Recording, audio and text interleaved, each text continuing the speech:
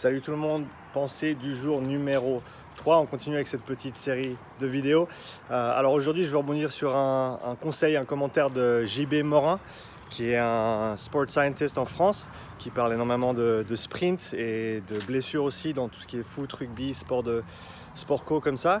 Une chose à prendre en considération quand on va reprendre le rugby tout bientôt, surtout en Suisse ici, vu que maintenant les restrictions sont un petit peu moins contraignantes qu'avant. Une chose à laquelle on ne pense pas forcément, c'est les chaussures qu'on va utiliser quand on retourne sur le terrain. À savoir que les chaussures à crampons en général sont beaucoup plus rigides que les chaussures de course normales ou les chaussures de fitness. Donc ce qui veut dire que ça va placer des demandes beaucoup plus importantes au niveau du tendon d'Achille, du mollet, du fait que on ne peut pas amortir sur tout le pied, et quand on va courir sur l'avant du pied, que ce soit sur une course rapide ou un sprint, on ne va pas avoir cette opportunité d'utiliser, on va dire, tout le pied pour amortir. Ça va vraiment être sur l'avant, et vu que le dessous de la chaussure est rigide, on va transférer toutes les forces directement sur le tendon d'Achille et sur le mollet. Ce qui veut dire qu'il faut réintroduire les chaussures à crampons progressivement. Il ne faut pas se dire, bon, premier entraînement de terrain, je vais porter mes chaussures à crampons pendant 90 minutes. Donc idéalement, on commence avec les mêmes chaussures qu'on a utilisées pendant le confinement, donc des baskets normales, et on va simplement graduellement ajouter du temps avec les crampons.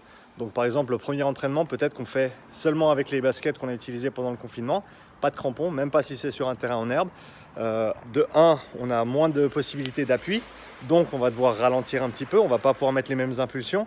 Ce qui est de toute façon important, vu que c'est la première séance après le déconfinement, donc il va falloir y aller mollo. Donc on commence avec des baskets, et peut-être la deuxième ou la troisième séance, là on peut peut-être mettre 15 minutes, 20 minutes avec les crampons et le reste avec les baskets, et simplement progressivement introduire les chaussures à crampons sur différents exercices, en commençant bien sûr par les exercices de moindre intensité, et progressivement porter les crampons sur les exercices de plus haute intensité. Et je pense sur 3-4 semaines, on doit pouvoir gentiment arriver à porter les chaussures à crampons pendant tout un entraînement, mais il faut faire cette mise en place progressive au niveau des chaussures.